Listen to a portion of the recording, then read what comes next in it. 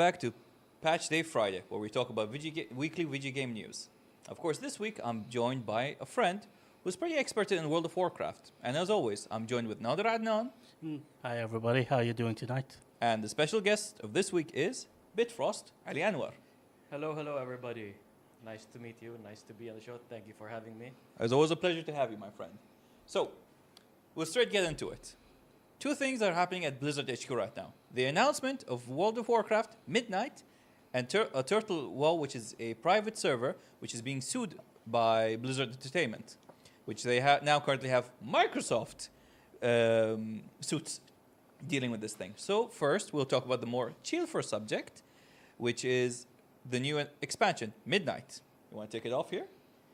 So, at Gamescom this year, World of Warcraft or Blizzard Entertainment revealed the latest or the upcoming expansion for World of Warcraft, which is World of Warcraft Midnight, the follow-up to The War Within, which is the current ongoing expansion. There are a lot of news and a lot of reports and a lot of reveals that happened over the past few weeks. A lot of them unreliable, a lot of them reliable, but we'll try our best to see what we can. See, there's something that happened where a lot of the invited guests, such as Taliesin and Mr. GM, and all of them were discussing that a lot of the good things were not announced in the trailer, and a lot of the good things were not announced where it was just they had to wait for more of the fireside chats for them to be revealed, which annoyed a lot of the player base. It was a mess up from Blizzard, actually. Blizzard had a problem with communication, as they regularly do. But this case is on a different scale. There were a lot of things that they had to reveal during the event that I don't know if they forgot to or they just didn't, but it ended up getting revealed later. I guess one of the things is it was this thing regarding the delve, more improvement to the delve system. Another thing was more introduction to regarding the new class changes, new talents. There's a new whole talent system that's being introduced, which was never discussed in the trailers at all. But a little bit more on that. We can let's break down the reveals for Of course. What are the different features that are coming up in the upcoming expansion? So first of all, we're getting Blood Elves. Lots of Blood Elf content. We're getting a lot of content on Blood Elves. The entire expansion, or most of the new expansion, is going to be taking place in Quel'Thalas, which is the home of the Night Elves. We're going to be getting Blood updates. Elves, not Night Elves. Blood Elves. We'll have a lot of angry people if we get that. Blood Elves, sorry. So we're going to get an update to Silver Moon City. Finally, which is going to be a part. How many years has it been? Since BC. 17 years. 17 years since BC. 18, I think it's 2007, was it? 2007, yes. Yes, so we're at 18 years now. Yes. By the time Midnight comes out, it'll be almost 19 years since Silver Moon City came out, and we're finally getting an update. And you can finally fly in Silver Moon. You can finally fly in Silver Moon, yes. And it won't look so ugly from the sky, apparently. Was it ever ugly from the sky? Apparently, data mined people who have free cameras or whatever, but we won't talk too much about that. But Silver Moon is going to get an update. It's going to be the center hub of the expansion for both Alliance and Horde. And Alliance have access to only a part of the city. 2/3 of the city. Is it 2/3? Okay, interesting. And 1/3 of the city is going to be Horde exclusive, considering Silver Moon. Oh no, I think it might be the opposite. My bad. I think one third for the Alliance, 2/3 because it's still a Horde city. We'll have to figure that. Yeah. But either way, a part of the city is going to be a center hub for both factions, and the other part is going to be Horde exclusive. Alliance are not allowed to enter inside. Makes sense. Because it is a Horde city and they're invited guests to deal with the threat. Exactly. And this is the first time actually that Blizzard is doing this, where an Alliance city, I'm talking faction-wise for World of Warcraft, not lore-wise. Because lore-wise you can say you can say what's his... Lore-wise, there have been cities that are meant for the Alliance that have been shared with the Horde. But this is the first time that an actual faction city from the game is going to be shared between them, which could lead in the future to more breaking the barriers between both factions, as Blizzard has been doing over the past few expansions. Personally, for me, I really don't like that direction, because I liked the animosity between the factions where we had between the Horde and the Alliance, where people, especially it wasn't a great expansion, Battle for Azeroth, where I would see a swarm of 40 Horde players charging into 20 or 10 Alliance players and just wiping the field. Speaking of PvP, new battleground. Is there? There's going to be a new battleground. I don't remember its name. It's going to be a 40 versus 40 battleground, similar to Alterac Valley. Is there going to be vehicles and stuff like that? I don't know. We don't know. We don't have a lot of information yet. I haven't seen it much, at least. But we do know there's a new battleground coming, and that's something to be excited about if you are interested in that large-scale combat. Although there are some people who are not too thrilled about it, because there have been these large-scale battlegrounds which get filled with bots. Which get filled with bots, or like people just didn't enjoy them. What was it called? Isle of Conquest? Isle of Conquest had a lot of bot problem. That's the Yes. issue. So there's that. I mean, Alterac Valley to an extent, because Alterac Valley is only fun if everyone just Zerg rushes the enemy boss. That's the thing, right? Yeah, well, that's Alterac Valley now. What it is, I kind of miss old school Alterac Valley. Yeah, I know what you mean. But it is what it is. We'll see how the new battleground pans out, Okay. how it's going to be. So yeah, other features for the expansion. Other features. Well, let's see. We're not getting Demon Hunters. Demon Hunters are getting access to more classes and more races. So now Void Elves, which is another alliance race, which is similar to Blood Elves, they're getting Demon Hunters, and Demon Hunters also getting a new spec called Devourer, which is more related to the Void Lords, because it's a Void-based class, not a Demon-based class, which is weird since they're called Demon Hunters. It also it is weird, yes, for the name Demon Hunters, but at the same time it's expansion related, because the expansion is going to focus a lot on the Void. Xal'atath, the main villain of the expansion, or the apparent main villain, More feet picks. is going to come in, going to bring a lot of new Void energies into Azeroth, and it makes sense that the players are going to have access to a new Void-related class, in addition to like the Shadow Priest. Did you see the leaks regarding the other race that can become Void? Void Demon Hunters. I have not seen anything. Fel Orcs, apparently. Fel Orcs. Is that going to be like a? They're allied going to race? have a Horde race. A Horde ally. Yeah. A Horde. No. It's going to be, I think it's going to be regular Orcs, but they're going to have access, similar to Demon Hunters, where they have more access to the horns, to the tattoos, etc. Also, it's going to be under the Horde. Yes. So under the Orc. Yes. Baseline Orc. Not sure which Orc. I don't think it's going to be Maghar, but it's Yeah, definitely going to be... It would be weird if it was Maghar. Yeah, because Maghar they're like is the uncorrupted. But they can be Death Knights. Yes. They can be Warlocks.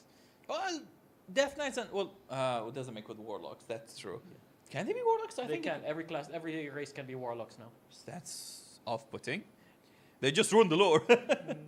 No, but I know they could have been priests, and they could be shadow priests. That was at the start. They could be priests, but now Everyone can as become of Warlock. Dragonflight, I believe. I don't remember which patch it was, but as of Dragonflight, every race is able to be a Warlock now. Even Night Elves? Even Night Elves, yes. Tauren? Tauren as well, yes. Where's the Tauren many? We didn't put them down for If display. if I remember correctly, now Warrior, Hunter, Mage, and Warlock Are for and everyone. Rogue are for every class. When for will every Druids race. become for everyone?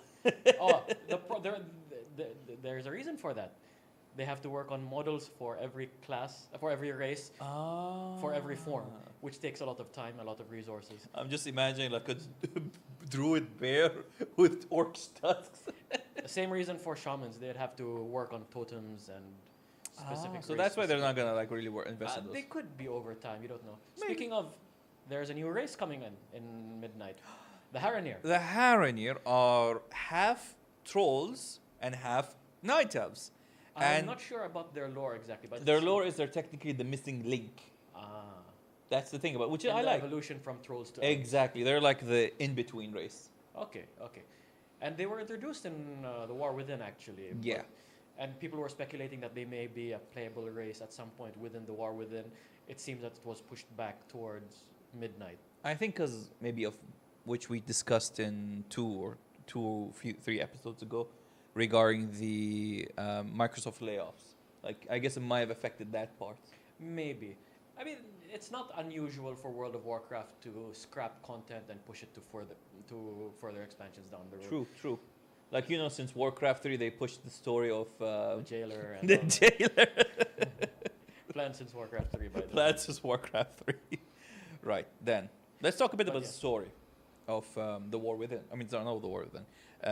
Midnight, where it's Xalatath, and she's assaulting the Sunwell, and She's holding Silver Moon City, or is it the Sunwell, or well, or the Silver Isle Moon- of Keldanas? well, yes, it is technically a part of Kothalas. Yes, got you. So let's see. The boat continues from the War Within, which man, I don't get like Horde barely got like I know I'm jumping from one subject to another, but the Horde barely got any content in War Within, except if you listened to the short stories, where it's like such a. It was fine, I guess. I listened to them. It was Thrall trying to mitigate a war between the Arathi. Yeah, but between the Arathi and like the new Horde settlement, which was of the Maghar orcs, and his alternate timeline sister, Got you. Gera, I think. Yeah, that's her name. I think something like that.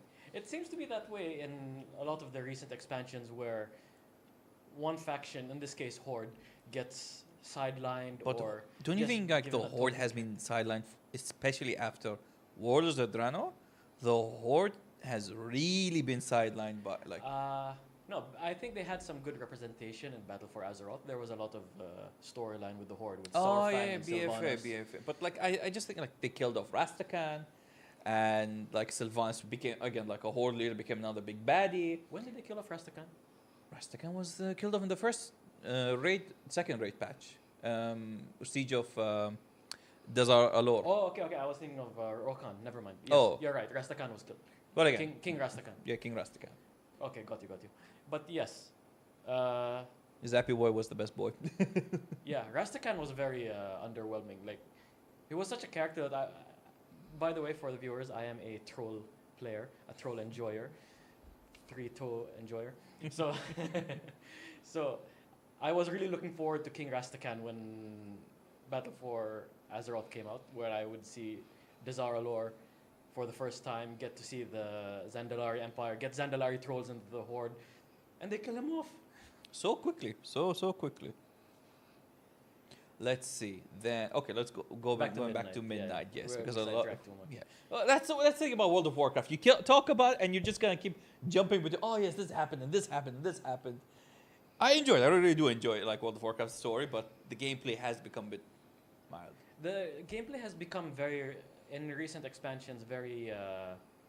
I guess standardized. single player. Yeah. Very standardized. Like there's a very set format, and every expansion you get a raid patch, you get a big raid, you get 8 dungeons, Mythic Plus, rotation in dungeons. You're going to get the next patch with a new raid.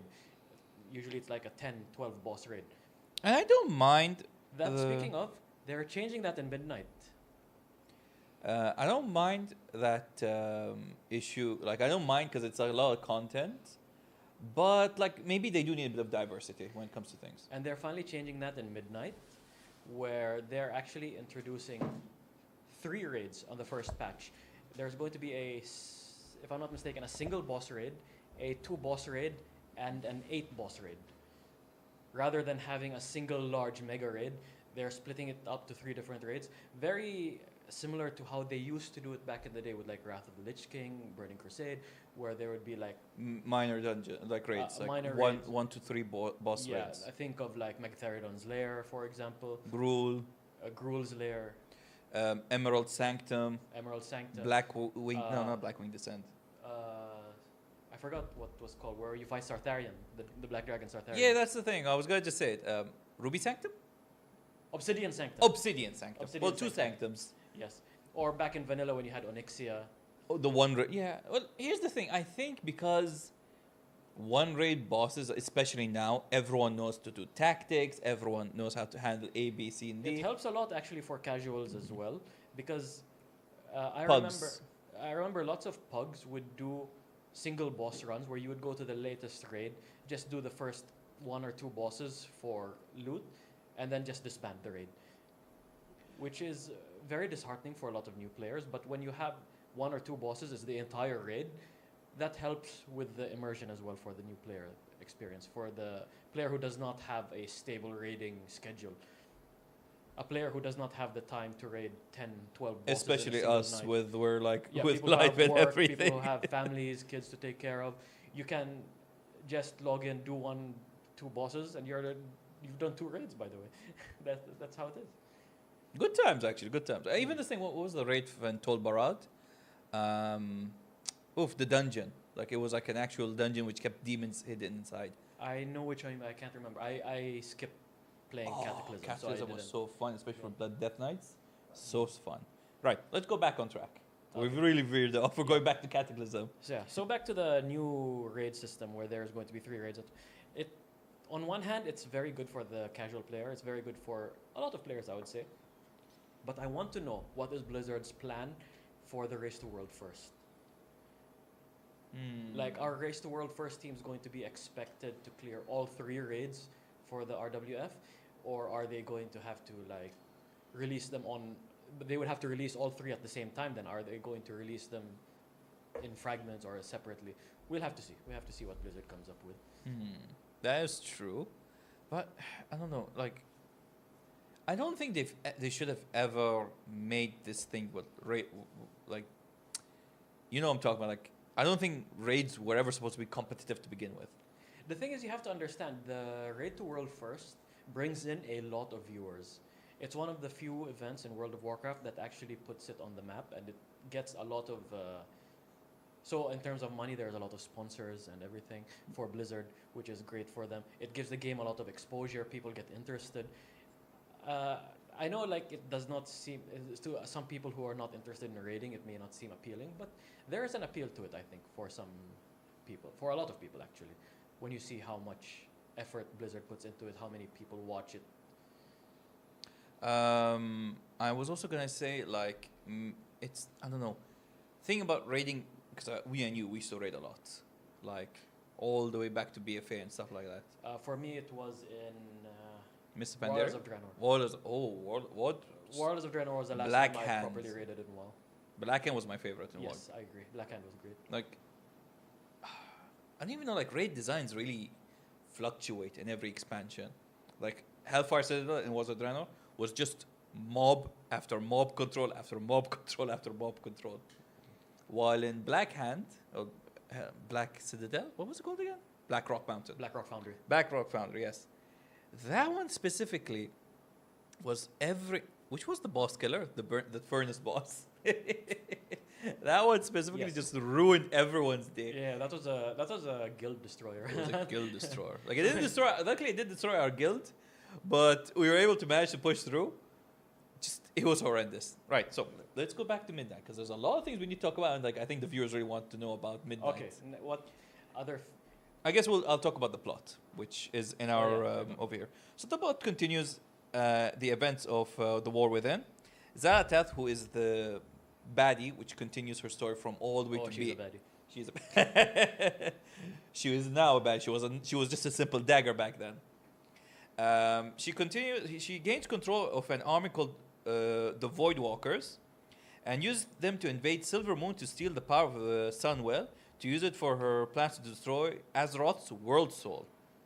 Which confuses me, because she joins forces with us in the end, or the current patch of the War Within against Demencius, which apparently a lot of us thought we killed Demencius, but that was only a fragment of Demencius we defeated in the dungeon, in the BC dungeon.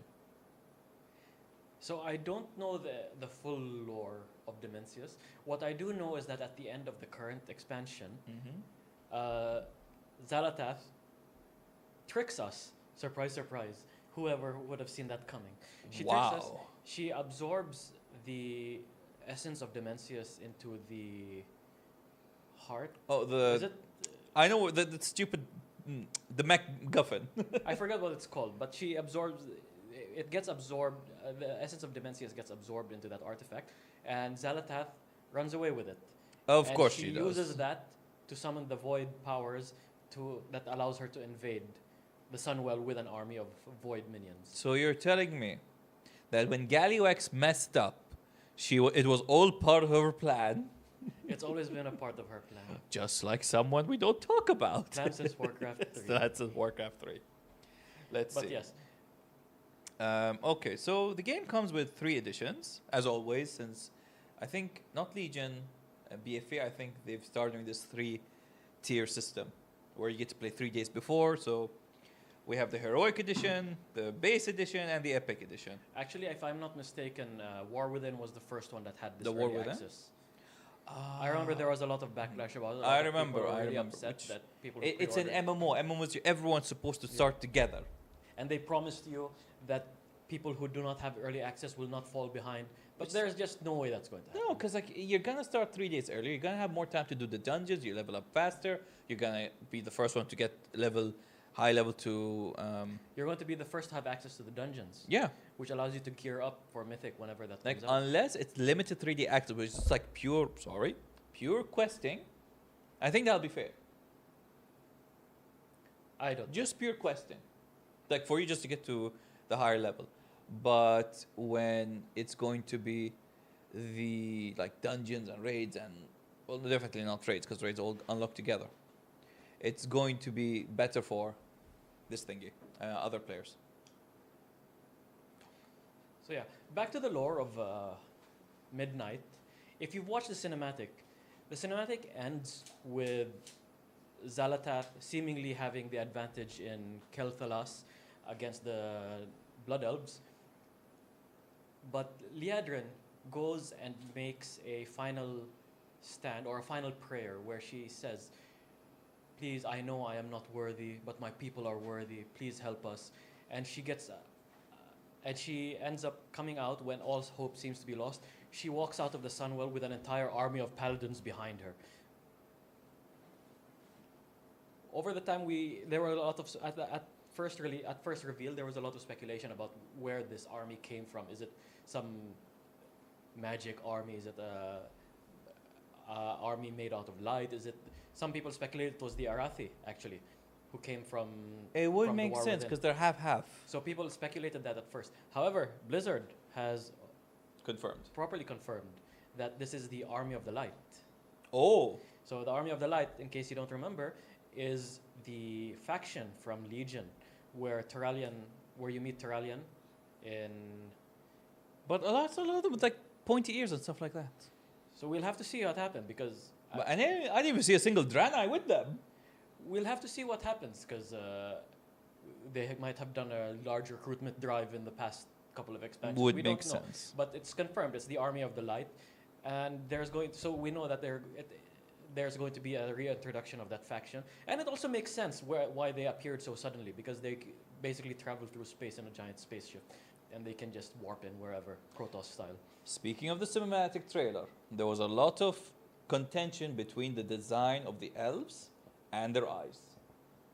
Well, lots of people complain about more than just the eyes, but Well, we'll focus on the eyes. Okay, well, let's 'Cause focus on the eyes. It's literally the only thing I care about.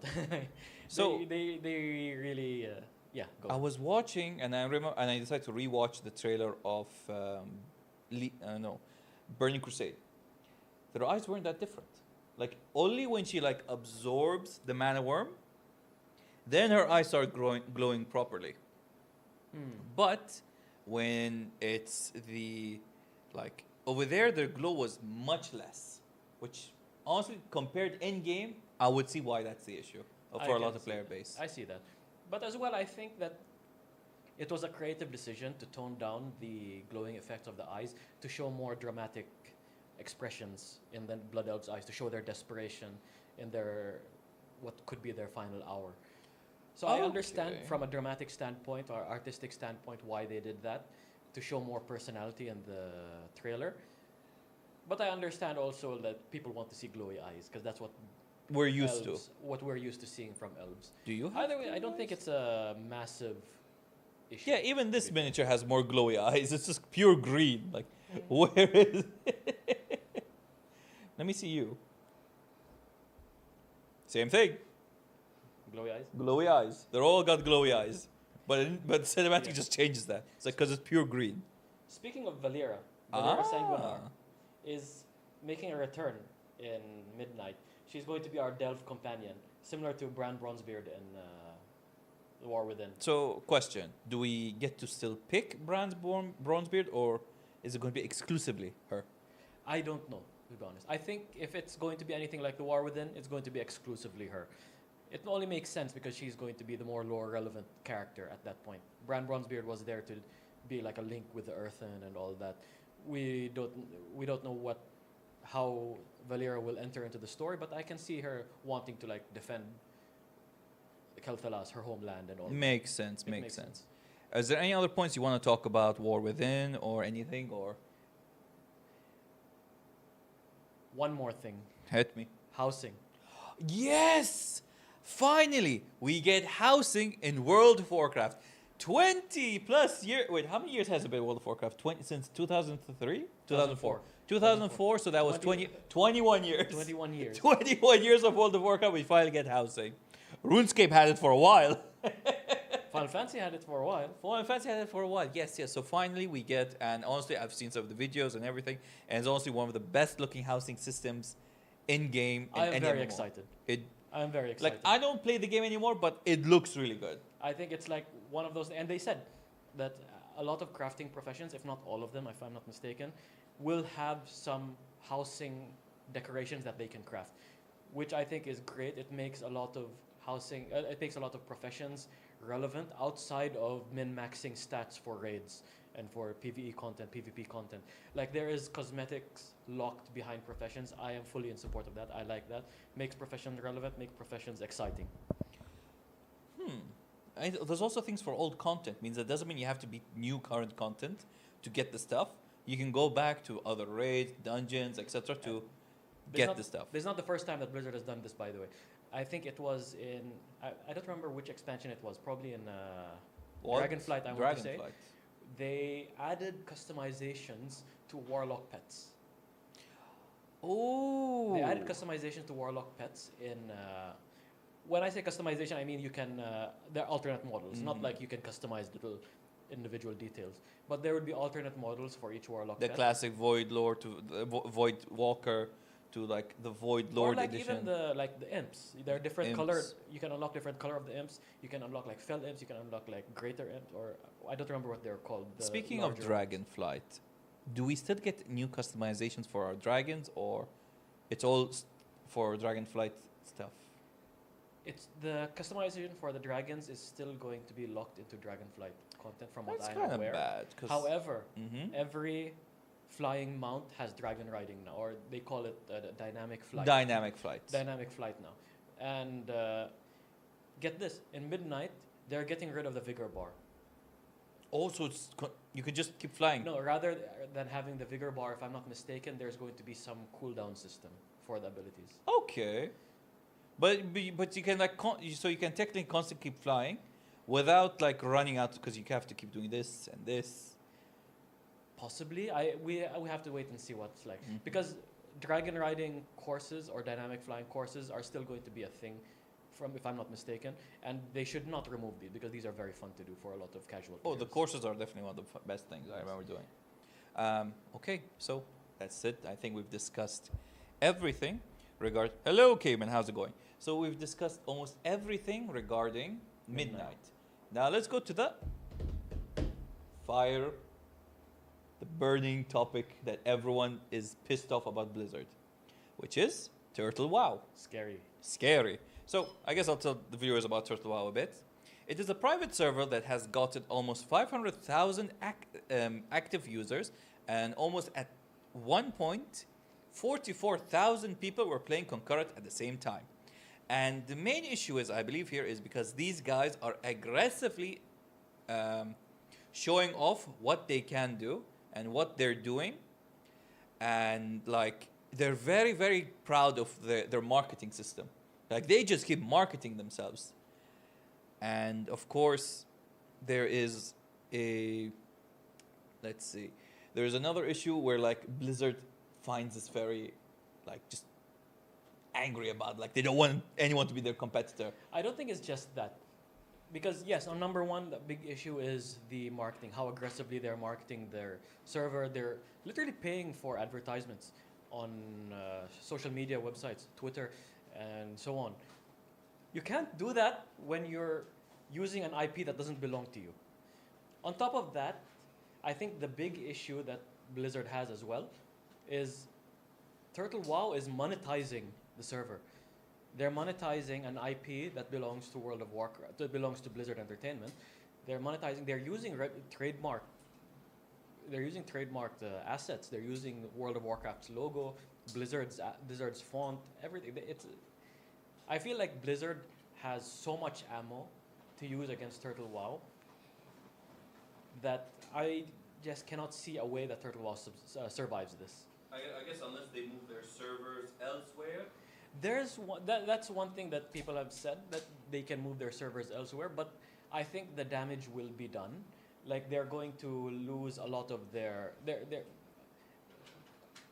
going to lose their people outside in certain countries that Blizzard or Microsoft can reach. Like say in the US, if they have any, I believe one of Turtle WoW's executives is in the US. That guy is going to be in trouble. He can't run away. He can easily face a lot of legal issues. I don't want to go too deep into what the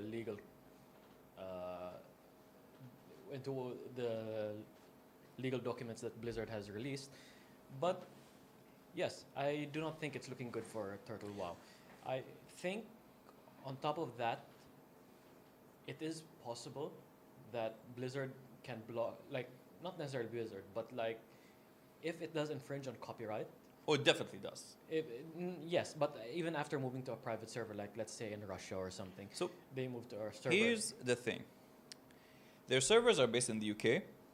Their owner is a Russian guy, and they're using Kazakh company to, like, because Russia, if you're in Russia, you're technically untouchable by Blizzard because they're not in the EU, and Russia at the moment sanctions, so there's no way for them to really get to Russia.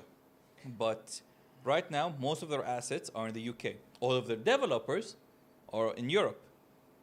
So Blizzard has reached to those guys.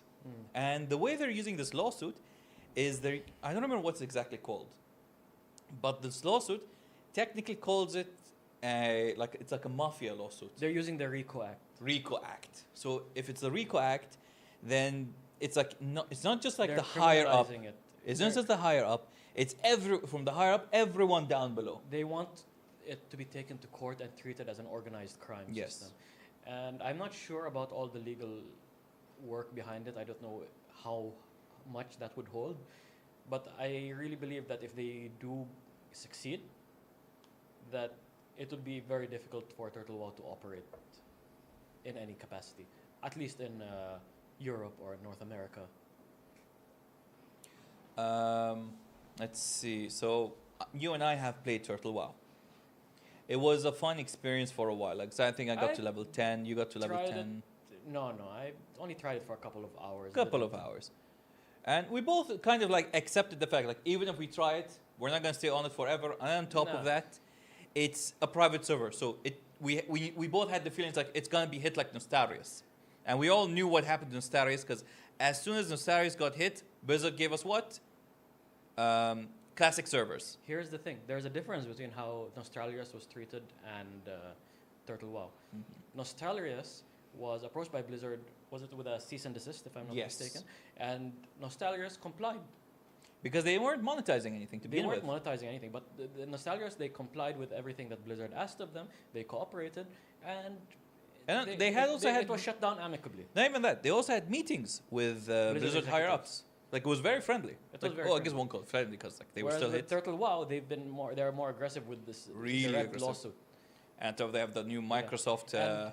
Keep in mind, this is not the only private server out there. Like, I don't know what other private servers are there. There's like one Cataclysm specific one. There's like one which I've seen a lot of them. I don't know. There are other private servers out there. But this is a message also to a lot of private servers. At any time, you can get shut down. At any time, you can get shut down. And then that's what I don't understand about the player base over there. It's like, this is going to happen. Like, we've seen it before multiple times, multiple private servers always keep getting shut down. There are some that have never been touched. But this one specifically, their main issue is it's the monetization and their aggressive marketing. Especially now, of course, you go, oh no, it's just donations. Technically, you donate to get special mounts. That's not a donation. That's not. It's like you're technically. That's a purchase. Yeah, you're purchasing these mounts because you're donating. So there's an incentive to donate. So, what is your opinion about this thing? Like, and I've heard a lot of things about the player base. where they're talking about like, okay, since this happened to Nostarius before, and then they introduced Turtle, like Classic WoW. The same thing's happening to Turtle WoW, where they will shut down this mega private server. Well, I won't call it mega, but still, like they currently have like multiple servers. They claim to have 500k. They claim. They claim, yeah. It's like these are just accounts they have, 500 accounts and 44,000 active players at once. So maybe at even like the highest estimate, they like because it's a server, so people go on and offline. But the thing is, like people keep claiming that this is a possibility because after what was that thing they did in Classic, which you and I played? Hardcore was it? Not hardcore. Season of Discovery. Season of Discovery. Season of Discovery ended, and after Season of Discovery, they gave everyone like a form to fill up and telling them that what are you interested for Classic? Do you want it to be like a Classic Plus experience? Which that's what I actually wanted for Classic. I really wanted it to be a like Classic Plus experience because I'm like, okay, if I want to play Classic, I want it just to be stuck at level 60. I don't as much as I like BC because it's the first expansion I played. I don't want it to go like above 60 because I want to be more like a horizontal type of leveling or progression, yes, progression rather than the vertical type, because the vertical is like 60, 70, 80, and on top of it they go like 60 gear, 70 gear, 80 gear, 90 gear, which you and I are kind of tired from. We've done it so many times. I think there is a possibility for Blizzard to do something. Get the turtle team. Get the turtle team because they're amazing. They have really good ideas and content and everything. Steal their ideas, Blizzard. Do it. You're good at stealing. I don't know what's the possibility of that, but I do think that Blizzard is not done with Classic. Like you said, the Season of Discovery just ended. They have to come up with something new to keep the Classic community happy or to keep the Classic community engaged. Because this is a community who are not interested in retail. They're not interested in War Within or Midnight. Well, not all of them, but many of them are not interested in whatever new expansions are coming out. So if you want to retain these players, you need to satisfy them somehow. And on top of it, it's no longer Classic. They're at Pandaria. As much as I like Pandaria, it's no longer Classic because Classic technically ends at Wrath of the Lich King for me. We're so old. Pandaria was 13 years ago. Shut the fuck up. Shut up. We don't talk about how old they're... So Legion Remix. Oh yeah, Legion Remix. Legion Remix is coming out soon. I'm actually excited for that as well. You know what? I missed Pandaria Remix. I need to give it a shot. Pandaria Remix was fun. There were some growing pains, I would say. And I think they're trying to avoid that. Yes, for those who have played Pandaria Remix, if you remember the frogs getting nerfed, that was a big problem that Blizzard had. Let's see if they... Timeless Isle? On Timeless Isle. Oh. There was a grinding system that people could end up grinding bronze out of frogs that allowed them to scale their characters almost infinitely. And the people who did this grind got infinitely more powerful than the people who didn't. So the people who didn't, and eventually Blizzard were like, okay, you know what? This is too much. We're nerfing it. So they nerfed the grind. They nerfed that farm without addressing the people who actually farmed. So the people who actually farmed the frogs... They still maintained. They maintained their power levels, whereas people who did not are significantly weaker. And when I say significantly weaker, I mean a single frog farmer can go solo or raid doing like 90% plus of the damage in the entire raid. Holy shit. So it's not even close, the power level between a frog farmer and a normal player. So the non-frog farmer is at a severe disadvantage. And they had no proper way to like close that gap until way later in the event. So we'll see if Blizzard learns from this lesson and they do something in Legion to prevent this from happening again. And I think on that note, we've spoken so much about World of Warcraft. Nader, seriously, you must have gotten bored or something. Yeah, I am this close to taking Freeze over here and summoning him for real just so he can vaporize both of you. And on top of that, we're ending the World of Warcraft topic and we're moving on to a more different topic, which is Football Manager 2025 and its issues. You may want to talk about that? Yeah. So basically, I can't talk about FM25 the game because there was no FM25 the game. Basically, there was FM24. Then they promised a much bigger and better FM25 with a new Unity engine. What happened was they basically they advertised a new game with a new engine, new features. They promised women's football for the first time, and I'm sure all 13 women's football viewers were looking forward to it. I'm joking. There's nothing wrong with women's football. Yeah. So, but yeah, basically what happened was they advertised all this stuff, and they had pre-orders ready, and there were people who actually bought these pre-orders. You need to remember that at this point, FM had been releasing games consistently every single year for like maybe 15, 16 years. So it's not like they didn't have the record to prove that they're going to release a game. But yeah, originally the release was slated for November, I believe. That never happened. They delayed it for another 5 months. That didn't happen. They delayed it again, and then it was canceled. What about 2026? I'm going to get to that. Okay. After months and months and months of silence, they finally announced FM26. And we got basically an interview from a guy who the FM community just calls Miles. Basically, whenever something in FM goes wrong, we just blame Miles. Where's Sonic? I said Miles, my dude. Tails Miles. Tails Miles Prowler. That's his name. Well, there's nothing Sonic about that development team. Anyway, so in a recent interview, I believe with the BBC, he talked about all the issues the game had. But the one that really stuck out to me was he said that the game was not fun.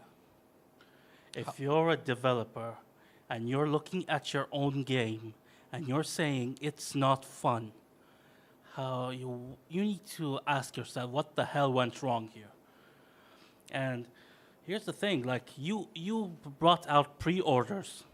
You brought out pre-orders for people, and there are people who bought them expecting a game. And then they delayed it to the point where at that point when the game would have released towards the end of the football season. So the season usually ends around May, June. At which point you'll be playing the new game with an outdated squad. But all of that doesn't matter because the FM has a really, really good modding community. Yeah, there's this one dude, I don't remember the name, unfortunately, who basically modded every single football league on this planet, every one of them, including Bahrain's. Wow. Yes, and he got like a 95% accuracy. Holy, wow, that guy. Wow. Yeah. Props to Yeah. him. Random Yeah. people. Props to him. Yeah. I doubt you're watching, but if you are, let yourself be known. But Find his name. We'll tag him. Bloody legend. Bloody Legend. At Bloody Legend. That's his name. Yeah. So just a couple days ago, we actually got a glimpse into Football Manager 26, by which I mean we got a glimpse into the new match engine that was promised last year.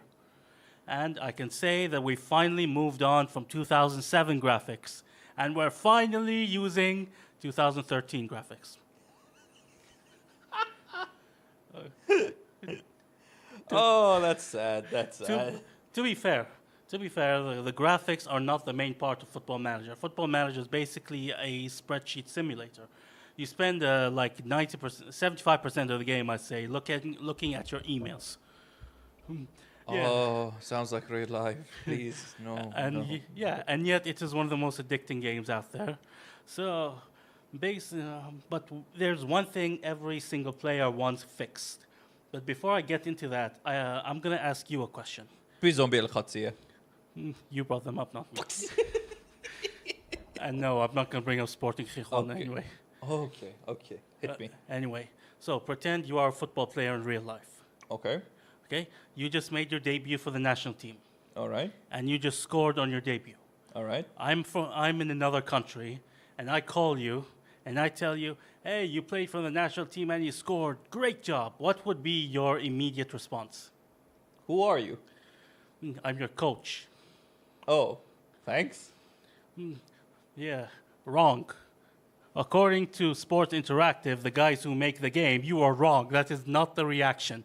What you're supposed to do is you're supposed to be telling me that you didn't actually play that good. I did not handle the situation correctly, and now you want to transfer out of my club, so I grant you that transfer, and then other players get pissed off at me, so they ask for the transfer.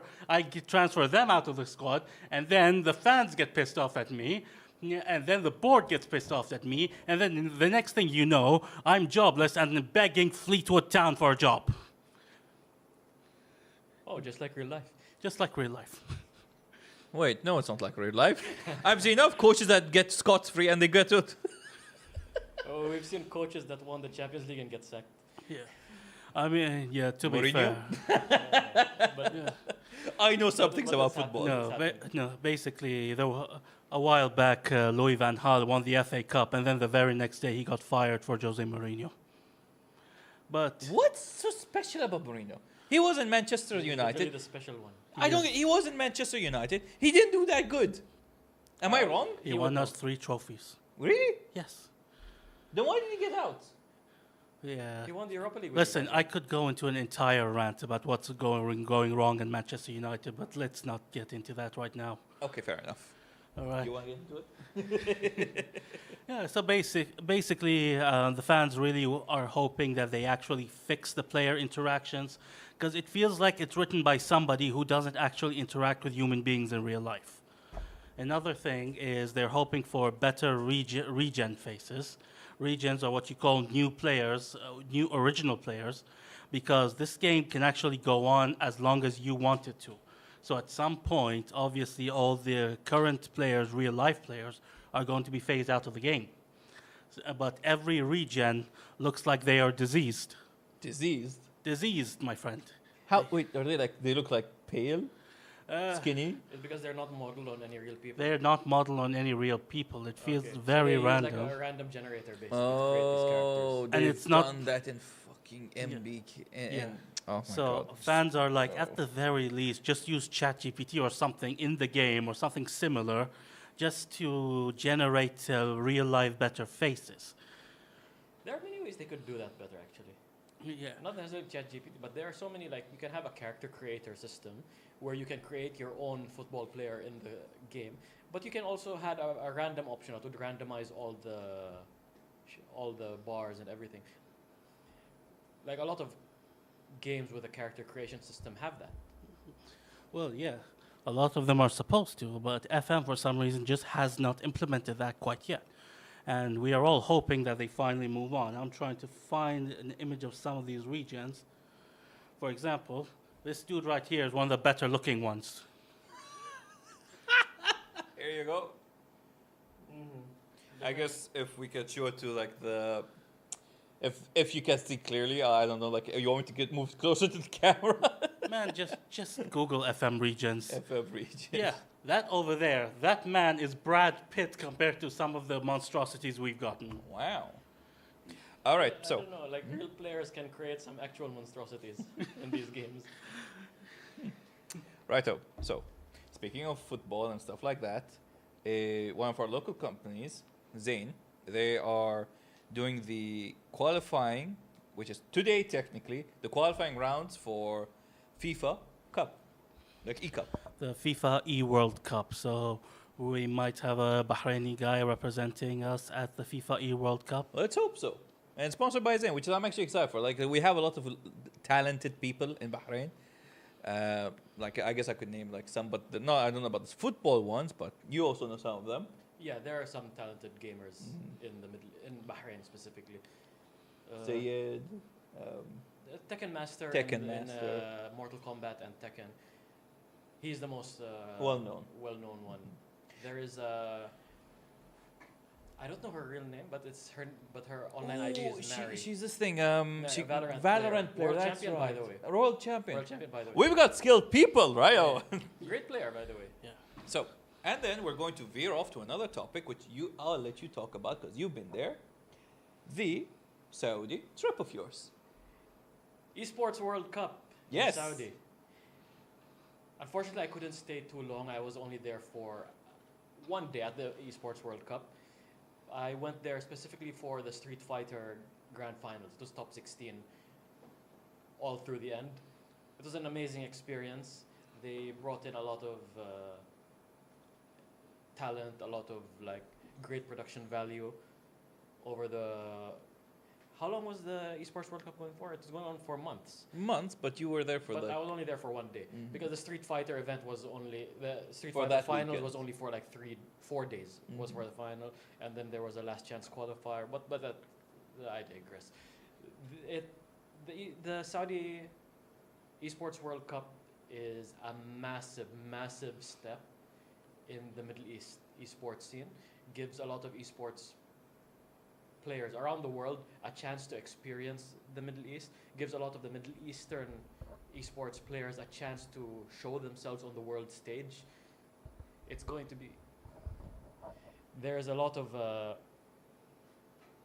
great talent, a lot of great production. They invested a lot into this.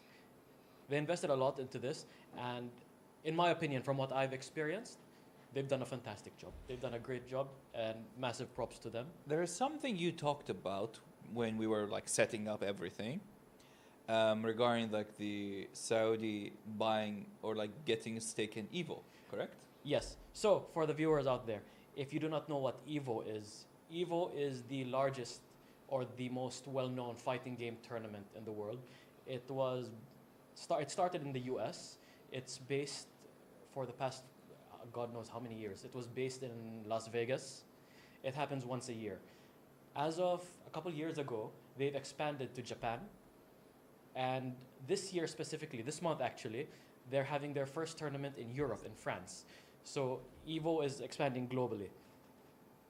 To add to this, recently one of the co-owners of Evo, the company, one of the co-owners called RTS, has been acquired 100%, as far as I'm aware of, 100% if I'm not mistaken, by Qiddiya, which is Saudi's tourism promotion board. Yeah, so they're like the ones who promote Saudi outside of Saudi. Yes, like, exactly. So they're like a promotional figure. They're under the PIF. under the PIF as well. So in a sense, it's the PIF indirectly funding Evo going forward, which brings us a lot of exposure for the Middle East on the global stage as well. And it gives a lot of Middle Eastern players, hope that esports in the region will continue to grow. Let's hope, because like a few years ago, I'm actually proud of these guys. Like the Saudi team won the Overwatch League. They beat the Koreans. The Overwatch World Cup. World Cup, yeah. And it was the Saudis who actually won that cup. And props to them. Props and to honestly, them. do deserve, people in the Middle East do deserve a proper chance to compete in the Worlds. It's not the Worlds without certain regions. It's the thing is, for the longest time, the Middle East has been left out in a lot of global esports events, mainly because we do not have opportunities. And now we're getting those opportunities. Now we're getting those opportunities. Many people here in the Middle East do not have the opportunities to travel abroad. I know there are some people who, for example, have difficulty getting US visas, for example. You've told me about that. But now with esports growing in the Middle East, with the Saudi-based funding, PIF funding Esports World Cup, eventually, hopefully Evo as well, we don't know. And many others as well. We don't know what else is in the pipeline. Like a few years ago, we had the CSGO finals in Bahrain. I kid you not. Yes, I remember that. And it was one of the most surprising events ever. I was It was there. so random. It was so random. If even we don't have a very big CSGO community here. We used to. It's diluted a bit because of other games. Valorant, etc. But yeah, because CSGO is a very old game. But overall, we just really surprised. And on top of one last subject is that Bahrain, we're hosting the Asian Youth Games next month. Yeah, so if you don't mind, I'm going to talk about that. Yeah, sure, go ahead. So as part of my job, I actually interviewed somebody from our esports federation, and the country is very proud to be basically the first country to host esports as part of the Asian Youth Games for the very first time. It's never been done before. So Do you have any more details about that? You want to fill, or you want to like keep that until later on? Well, Like no spoilers for people. well, basically, so there are just a few games, but I believe I believe it's FIFA and Street Fighter, if I'm remembering correctly. But I was not aware of this. What is? hang on, I might be remembering wrong. Let me just go through. So while you're going through it, I guess I'll ask the viewers a question. So, what games have you been playing this week? Like, please write down your comments, and so we could read them out and tell everyone, and we could just join you guys in this conversation. For me, I've been playing again Helldivers because of the new patch, and what was the other game I'm playing currently? I guess no, this week I've just been playing Helldivers. Oh, and Metaphor Refantasio, fun game. What about you? As always, I am always playing Street Fighter. It's my. So that's it's why my- you were like, oh, Street Fighter. Why am I there? It's my main game. It's my bread and butter. Like, hardly a day goes by that I don't play it. Other than that, I've been trying out Last Epoch. Oh, I've heard. Is it a good game? I'm enjoying it. I haven't put in that many hours into it. It's an action RPG, Diablo-esque kind. It's not as beginner friendly as Diablo, but still fairly beginner friendly. There is this Diablo-esque game I'm playing currently. No Rest for the Wicked. It's really fun. No Rest for the Wicked. It's really, really fun. I suggest I'll look into it. you can come. You're coming over to my place. You can try it out. All right. So- And on top of that as well, there are the definite the gotcha games that I've always been. Horses. Another day for that. Another day for that. We'll put a full segment for that. Another, please. Sorry for cutting you off. Yeah. In that case, I'll start by just telling you what games there are, and then I'll tell you what games I've played this week. So for the games that are going to be there, I was partially right. It's not FIFA, it's eFootball. And it's Street Fighter 6 and Rocket League.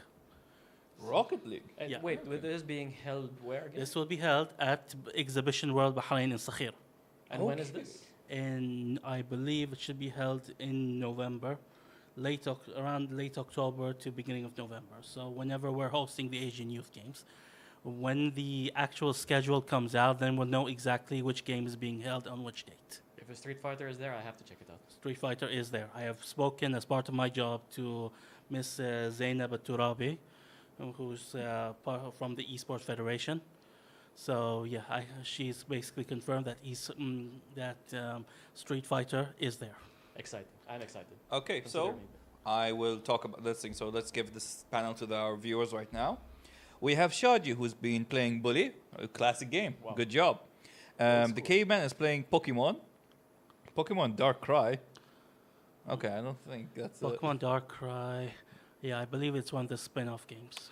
Okay. Pokemon Dark Cry. And Hamoud Shams is playing FM2025 and F1 Manager. Nice. So, now? Hang on. Go So on. if you don't mind. Sure. Go ahead. So the game I've been playing this week is Hi-Fi Rush. Oh, I've heard so many great such things an amazing Such game. And a I good hate game. Microsoft for almost closing down the bloody Yeah. this thing studio. I love the game, but I do want to rant about something. Go ahead. So I did not play with the settings or anything like that. But when I first started playing the game, I felt like the rhythm was just a bit off. Now, but I didn't feel it right away. It was very subtle, like half a second. It was only later during the QuickTime events where I felt like the rhythm was just a bit off. Now, you need to understand, I am not an amateur when it comes to rhythm games. I've played so many rhythm games, all the way back to, I believe it's called Rock Band on the PSP. Good times. Yeah, so I know what I am doing when it comes to rhythm games. So I knew for a fact that there was, like the beat was just a bit off. But that only showed itself during one of the boss fights with Corsica. I loved Corsica's boss fight. Here's the thing though. No matter how many times I did the sequence, it always told me I was wrong. I was always told me I was off. And But that's pretty far. And that's towards like mid-ending of the game. yeah, so at this point, I didn't have that big of an issue, except here and there, well, like with the samurais. But I knew something was off. Like I could feel it. I knew the rhythm was off. And I went online to check, and basically, it felt like the entire internet was gaslighting me into thinking that I was an idiot. Yeah. So what was the issue exactly? What happened? Like, Hang- you know, did you fix it? Hang on, like even ChatGPT was basically telling me you're probably an idiot. Yeah.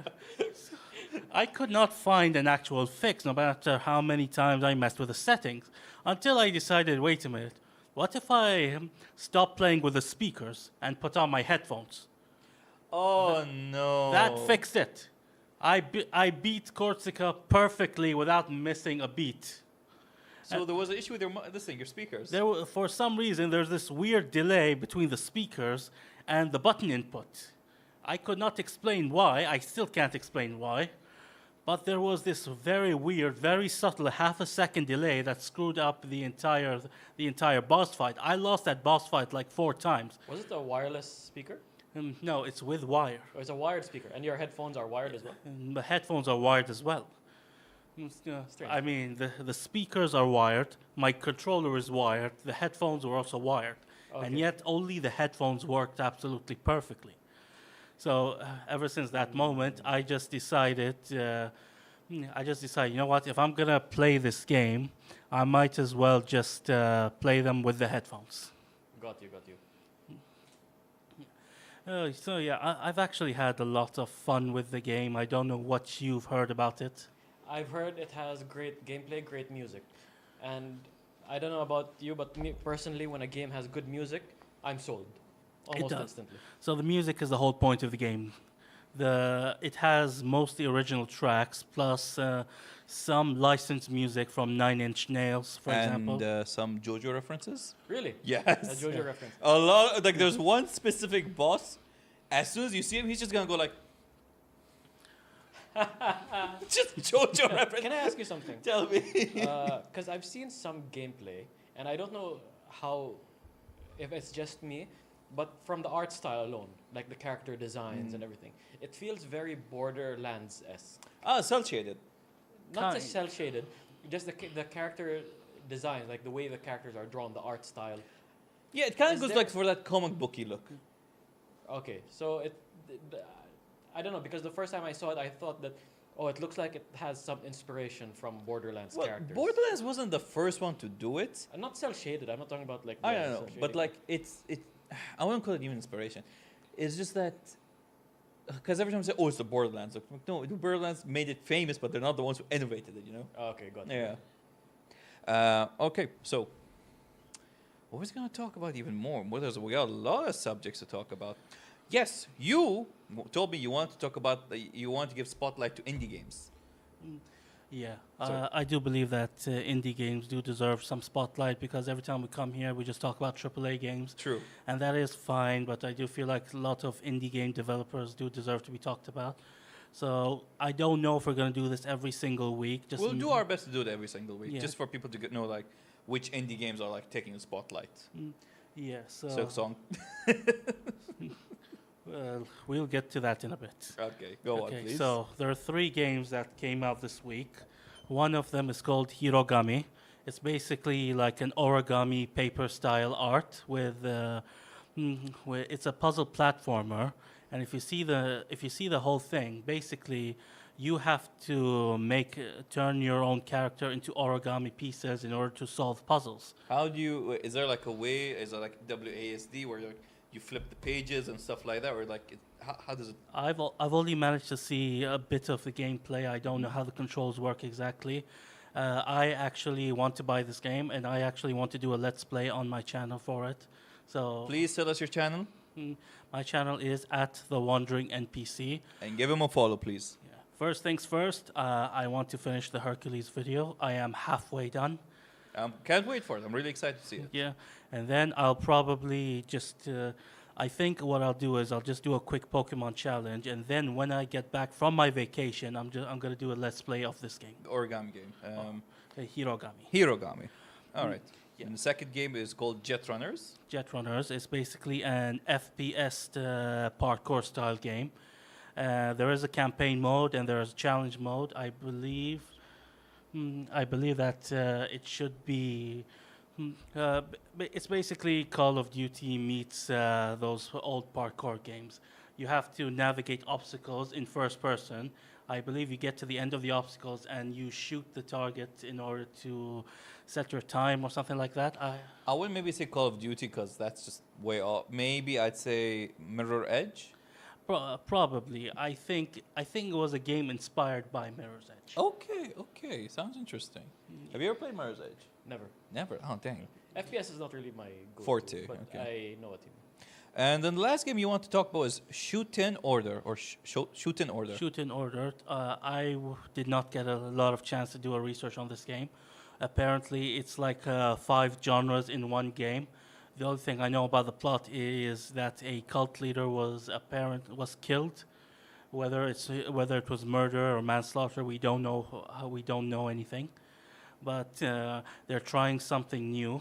They're trying several game styles, I should say, in one game, and I am interested. It has this very anime art style, so hopefully down the line, if I get more information, maybe next time we can talk about it in more detail. Okay, so let's talk about the big bug in the room, Silk Song. Before we get too deep into it, can I just talk about something I saw this morning? Oh yeah, sure, go ahead. Apparently, about Silk Song, the demand in Australia was so high for that game. It is made by Australian developers, that it crashed the Australian Steam page. Yes, I did read about that. Like I for think 2 hours it was down. I think it was global. It wasn't just Australia. It was global. It was global. People around the world had difficulty buying the game. Because Silk Song, just like no pre-orders, no nothing. We're releasing it for everyone, even like journalists and like influencers, whoever it is. Like they get no free pass. Like everyone buys it at the same day at the same time, and then boom, Steam crashes. For the first time, this is the first time I've ever heard Steam actually crash. And to crash for an indie game of all things. I guess they caused the bug in the system. I'll show myself out. But yeah, have any of you actually played the first game? Hollow Knight. Wait, so Hollow Knight. Hollow Knight. I have like an hour into it. I haven't played it much. Same. Like I bought it for this thing. I think it was a PS Vita, was it? Or no, it wasn't the Vita. Yeah. It was for the Nintendo Switch, I think. God, I don't remember what the hell. I played a bit of it, but I never got a chance to finish it because life consumed me. Yeah, about the same thing. Like I played it on the PS4. It was, I believe, part of a PS Plus monthly thing. Ah. Yeah, I didn't play that much of it. It's a very Metroid-ish, Metroidvania game. Yeah, basically, I had no idea where I was going. It felt like complete luck whether I ended up, advancing the story or not. The exploration felt very much like a Souls game. It did. Where it doesn't handhold. It doesn't tell you where to go. You kind of have to figure it out. Yeah, basically. You have to like find clues by what NPCs tell you, by indicators around the map. Like sometimes in some stages, if I'm not mistaken, has like some arrows pointing in a direction, and you're like, should I go here? But get this, like you can also like swipe down these signs so you might miss them completely. I kind of like those weird gimmicky things they add in video games. It's just like you could kind of destroy stuff that just like stops your progress. It doesn't stop your progress. I even stop it. Kind of like just it kind of gets you lost. I guess like there was in which game was it? Platinum Games, Metal Gear Rising. They made the game that you can almost destroy everything. Okay. Like brick your save or something? It not brick your save. It just hard like there's this level where you start at the beachfront, and there are these stairs you have to climb up top so you could start the level. If you just go crazy and start swiping everything like everyone does, you destroy the stairs. So you're just stuck at the beach. And you can't continue the game. And you can't continue. So you just have to reset the entire level. Like everything. It's like the first 5 minutes. It's such a troll thing to do. We got 20 minutes. Let's wrap it up with 2 more subjects, and we leave the third subject for next week. Sounds good? Yeah, no issues here. All right. How about you? All good? All good. Okay. So I want to talk about this game that I play on and off again, No Man's Sky. They recently released an update, and every time there's an update regarding No Man's Sky, the memes start rolling in. It's like, we forgive you, Sean. Just take our money. No Man's Sky, since 2016, has really, really redeemed himself. They are like an open world game where you discover planets, and you just certain plants of most plants are randomly almost all plants are randomly generated. No earth for some reason. Maybe one day we'll get a earth patch. But like it is so customizable. You can build your own ships. You can build your own bases. You can go underwater. You can ride different creatures. You can pet them, etc. Like from the 2016 version, it really, really like just turned a 180. Because in 2016 edition, it was like the most base game you could ever like hope for. And then once they got to 2018, I guess this is where they turned around everything from themselves, because like this is the part where like everything they started promising started to finally meet its demand. And in 2018, they got a concurrent player of 93,000 players, and that's where like everything started turning around for them, where their negative score on Steam started to become more positive. Their negative sentiment on other storefronts, again, started becoming more positive. And I guess I'm one of the players who kind of bought it, not in 2018, around 2020, that's where I bought the No Man's Sky after like multiple proper updates. And its newest update, Voyagers, you can properly build, you can properly build your own spaceship. You can invite your friends onto these spaceships, and you can make it however you want it to look. There are spaceships that look like Star Destroyers. There are spaceships that look like Han Solo's ship, the Millennium Falcon. There are spaceships that looks like from Warhammer 40k. There are spaceships that look like from like Star Trek. Like, they all look from different universes, and you just see them flying together with other people. Can I ask something? Go ahead. So, in the original release was 2016, right? 2016. So the original release of No Man's Sky had a lot of criticism. So so the main criticism was they overpromised a lot of things. And a lot of things were not delivered. Like they promised giant space battles, which weren't there. They promised multiplayer, which wasn't there. Multiplayer wasn't there where they promised it. So other than the multiplayer and the giant so many things like it what was. did they do in the latest patch to address these? Okay, so I want to say in the latest, like every patch started introducing new and new. Okay, and so it new was and gradual over it time. It was like proper, and all of these, not a single dime. As a player, you don't have to pay a single dime Completely for it. free DLC. Completely free updates, not even DLCs. They're just updates. It's kind of like Hollow Knight. Yes. So here's the thing. So one of their first patches was to address a lot of the issues where people had with. Because one of them was they addressed the multiplayer.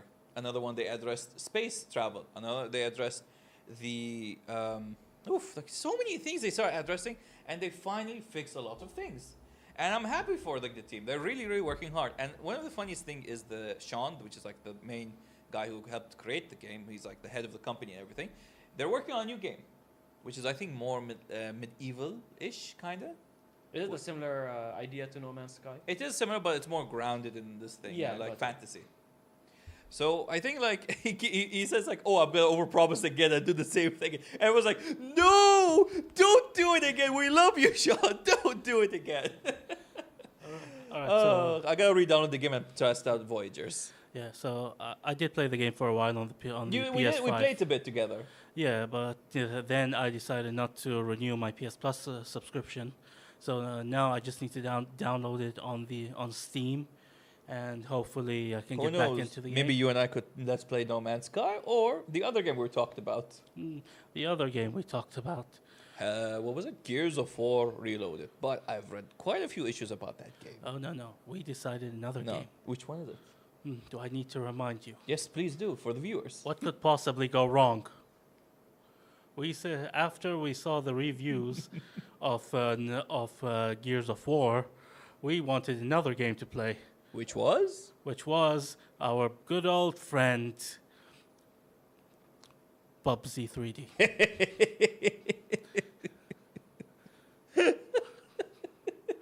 It's just like I can't really talk about it. It's like the forbidden game. But every episode he brings it up. Right. Let's talk about the final topic of today. The Call of Duty movie, it's on its way. You Call of wrote Duty this what? movie. They're making a movie. They're making a COD movie. Good luck to them. Good luck to them. Okay, to be fair, it's being made by the same guys who made the Sonic movies. Okay, All three Sonic movies that I've seen, I love them. fair enough, fair enough. Yeah, but the question we're all wondering is, will they be hiring Jim Carrey? For who is he gonna be in Jim Carrey? It's Jim Carrey. He can be whatever he wants to be. I He mean, can just hey, be Jim Carrey. If you can have Beavis and Butthead in Call of Duty, you can have Jim Carrey. Just Hey, look, I can already predict what the cast is going to be like. It's going to be Arnold Schwarzenegger, John Rambo, No, my John friend. Terminator, John Helldiver, John Halo. oh, oh no, my friend. It's going to be way more predictable than that. It's going to be Dwayne the Rock Johnson. After his Pet- wait, did you see his? I'm sorry, did you see how much weight he lost? I did. God damn, the guy But went from the that's not rock gonna to the stop pebble. them. The rock to the pebble. It's expected. Like a lot of these people, they. Does he roid up? Like a lot of people. Yeah, he a lot did. Of the That's the WWE thing, that's- wrestlers do roid up. Allegedly, No, no, allegedly no, he no. used to. So his Or- issue is that he got a heart condition, that his heart got too big for his body. Not too big. Too like- small for his too- his body was too big for his heart. No, vice versa. His heart grew. His heart grew. His heart grew. Oh. And you think, oh yeah, the heart pumps blood and everything, so that's pretty good. No. no. Like there's a limited amount of the rib cage. Yeah, exactly. But yeah, anyways, like you've seen, like we've seen this discussion as well with Batista, right? That Yeah. same thing happened with Batista. Batista had to cut down a lot, lost a lot of weight, and Yeah, to be fair to Batista, it's mainly because he did not want to be typecast. He wanted to show that he had a good acting range, and if he was gonna look like that, they just typecast him in action movies and all that. He wanted to try something new. and credit to Batista, he's a great actor. Yes, I genuinely think out of all the former WWE guys, Batista may be the best actor out of them. God, I wish I agree. before he really lost all that weight, he would have like they picked him for what you call it, the Gears of War, like movie. Like he kept begging. He wanted to be in a Gears of War movie. I Let Batista please get that role. I heard John Cena also is a pretty good actor in his career. The Apparently. thing is, I can't see him in any of the movies. He's also married to a Persian woman. He likes chilo kebab and kubide. He's, No, John Cena is pretty cultured. I'm not gonna lie. yeah, no, he's not joking. John Cena actually said that he loves those things. No, I'm not joking either. John Cena is pretty cultured. What was that? The ice cream meme? Big chilling. Yeah. We have veered off topic like hell. yeah. It's Call of Duty. You can't stay on topic for that. Okay. Yeah. Anyway, Dwayne the Rock Johnson. So let's go basic as possible. Dwayne the Rock Johnson, Jason Pedro Statham. Pascal, Zendaya, because she has to be cast in Zendaya. everything. What will she do in a Call of Duty? She will be the badass woman that can do no wrong, no nothing, and she's just the perfect character there is, and can whoop a guy's ass who's 20 times bigger her No, size. there's nothing wrong with that. It's just I think there are better Choices. No, I'm not going to get into this. Anyways, Yeah. Will there be a true actor or not? You never know. Of course, we're going to need your diversity cast. So, since The Rock is going to be there, it's going to be Kevin Hart. Kevin Hart. it's Kevin Hart in Call of Duty. No. Oddly enough, we had a lot of characters in this Snoop Dogg. So why can't Jim Carrey be in? I guess we need Jim Carrey for another Sonic movie. we need the mask. We need the mask back No, again. we need the Grinch. We need the Grinch in Call of Duty. To be fair, Jim Carrey did undergo what's called basically torture resistance training in order to be able to play the Grinch. heard Mohammed Shams scolded me. He told me to stop hitting the mic. I'm sorry, my beard is just like keeps doing that. Oh, all right, continue. Yeah, I guess Jim Carrey could play a role. But The Caveman 11 said he wants Ace Ventura. at this point, just scrap Call of Duty completely and just make the Jim Carrey movie where it's nothing but Jim Carrey's most iconic characters interacting with each other. The Grinch. Yeah. Ironically, it would be the best movie ever. Ironically, oh man, that would be just like a throwback to the 90s. Good old golden age. Yeah. I mean, if Eddie Murphy could do it in the 90s, then why can't Jim Carrey do it today? Big Mom. No, Big Mom was this thing. What was his name? Norbit. It was Norbit, and there was another movie. Naughty Professor. Naughty Professor. Naughty Professor. Yes. Big Was Mama's it house. Naughty or Naughty? Nutty. Naughty. The Nutty Professor. Big Mama's house was another. I don't remember. Martin Lawrence. Martin Martin Lawrence, Lawrence, yes. Yeah. Man, all those that era of movies, black chicks, white chicks, Naughty Professor.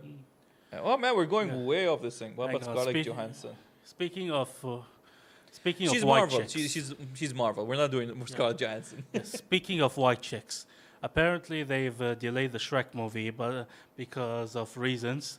I have a fix. Here's how you can fix your movie.